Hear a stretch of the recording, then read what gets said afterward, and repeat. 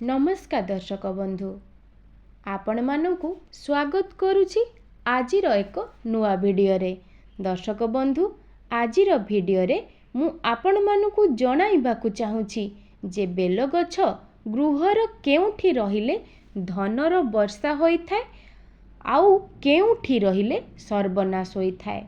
तो बंधुगण आसंतु जानिबा बेल गछ गृहर केउठी एवं किपरि रखिले वास्तु दोष दूर हेबा सह गृहर धनर वर्षा होइथाय। बंधुगण बेल गछ गोटे एमिति गछ ना जिए कि समस्त संसारर दुर्लभ अटे। तार दिव्यता, तार दुर्लभता, तार औषधीय गुण, तार क्षमता पाई समस्त देवी देवता एवं समस्त मनुष्य जातिर प्रिय एवं आदरणीय होइथाय। पुराण शास्त्र अनुसारे एही गछर सृष्टि माँ लक्ष्मींकर अंशरू होइछि, जाहाकि आपण माने अल्प बहुत मध्य जानिथिबे। तेबे आसंतु जानिबा संपूर्ण विषय वस्तु उपरे।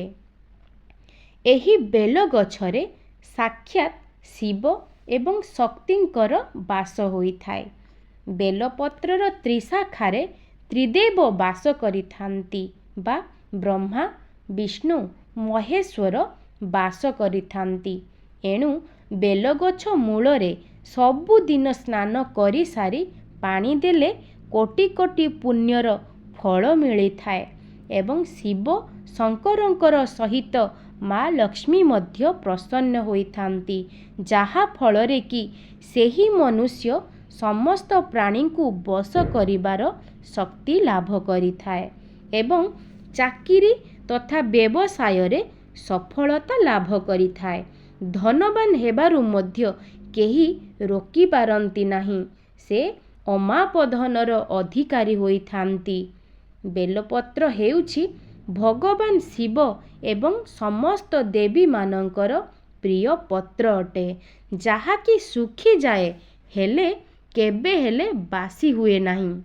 एही पत्ररे चंदनर लेप लगाई शिव तथा देवी को अर्पण करिबा द्वारा मनुष्यर सबु मनस्कामना पूर्ण होइथाय। बेलगछर काठी को चंदन परी घोरी भगवान शिव तथा देवी को टीका लगाइले कोटि कोटि पुण्य प्राप्ति होइथाय एवं मनुष्य निज मथारे एही बेल काठी को घोरी चंदन परी टीका लगाइले समस्त प्राणी को बश करि पारिथाय, समस्त कार्य विजय लाभ करिथाय।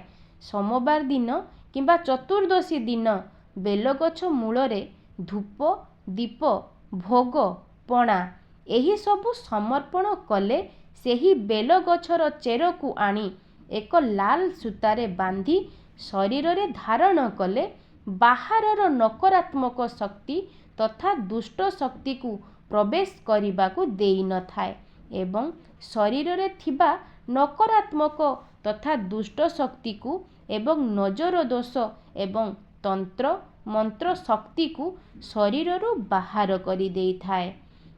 जेउ मनुष्यर विवाह होई पारु न थाए किंबा संतान हेउ न थाए, तो एही बेलगछर चेर को धारण करिबा द्वारा एही बेलगछ को सबुदिन पूजा करिबा द्वारा खूब शीघ्र विवाह होइथाय एवं संतान न हेउथिबा लोकंकर मध्य संतान प्राप्ति होइथाय।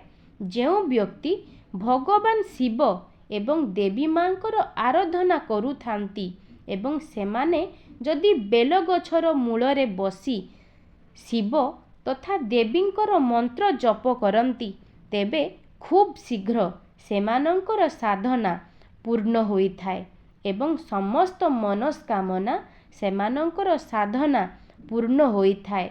जेउ व्यक्ति भगवान शिव एवं देवींकर आराधना करुथांती एवं सेमाने जदि बेलगछर मूलरे बसी शिव तथा देवींक मंत्र जप करंती, तेबे खूब शीघ्र सेमानंकर साधना पूर्ण होइथाय एवं समस्त मनस्कामना पूर्ण होइथाय। साधारणतः घर चारि पाखरे बड़ बड़ गछ रहिबा अशुभ होइथाय। ସେହି ସବୁ ଗଛର ଛାଇ ଘରେ ପଡ଼ିବା ଦ୍ୱାରା ବାସ୍ତୁଦୋଷ ଉତ୍ପନ୍ନ ହୋଇଥାଏ। ମାତ୍ର ଏହି ବେଲଗଛ ଏମିତି ଏକ ଦିବ୍ୟ ଗଛ ଯାହାକି ଘରର ଚତୁଃପାର୍ଶ୍ୱରେ ଯେକୌଣସି ସ୍ଥାନରେ ରହିଲେ ଏହା ଶୁଭ ହୋଇଥାଏ। ଆଉ ଏହି ବେଲଗଛର ଛାଇ ଘର ଉପରେ ପଡ଼ିଲେ ଘରର ବାସ୍ତୁଦୋଷ ଦୂର ହୋଇଥାଏ ଏବଂ ଘରର ନକାରାତ୍ମକତା ମଧ୍ୟ ଦୂର ହୋଇଥାଏ।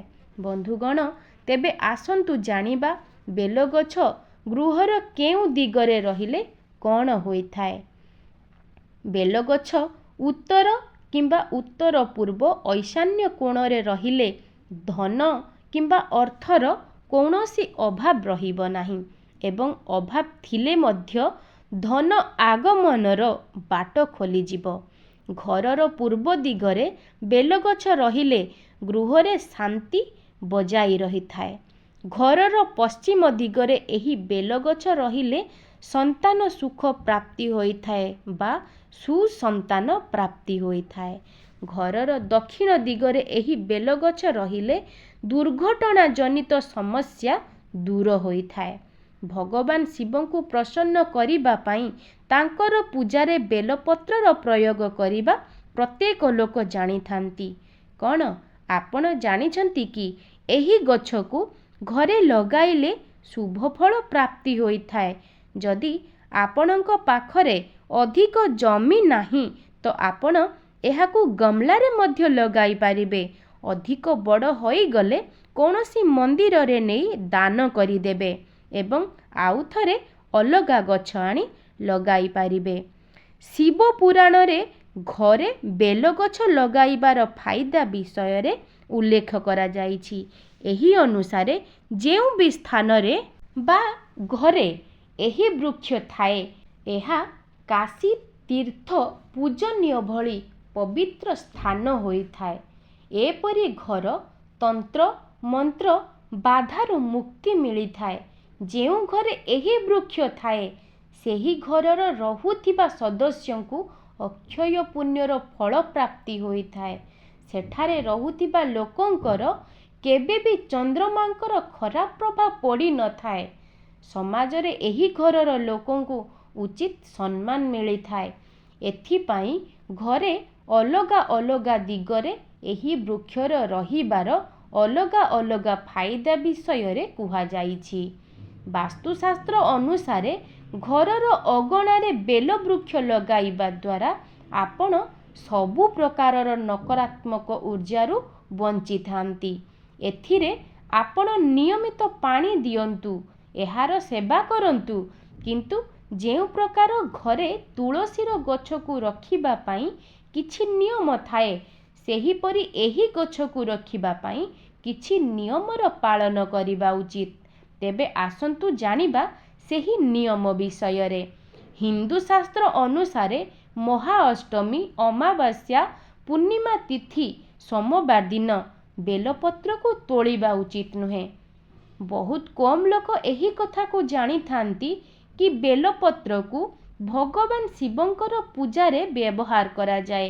କ'ଣ ଆପଣ ଗୋଟିଏ ବେଲପତ୍ରକୁ ଗୋଟିଏ ଥରରୁ ଅଧିକ ଥର ପୂଜାରେ ବ୍ୟବହାର କରୁଛନ୍ତି କି?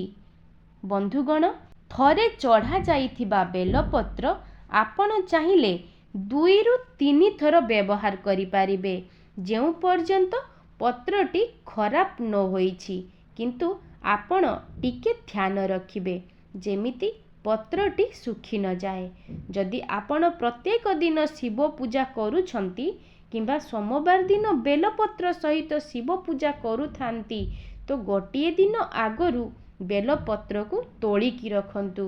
ଯେଉଁ ମାସରେ ଦ୍ୱାଦଶୀ ରବିବାର ଦିନ ପଡ଼େ ତ ଆପଣ ସେହି ଦିନ ସନ୍ଧ୍ୟାରେ ଏହି ବୃକ୍ଷ ତଳେ ଦୀପଟିଏ ଅବଶ୍ୟ ଲଗାନ୍ତୁ। ଦୀପ ଜଳାଇବା ସମୟରେ ନିଜର ମନସ୍କାମନା ଅବଶ୍ୟ କୁହନ୍ତୁ।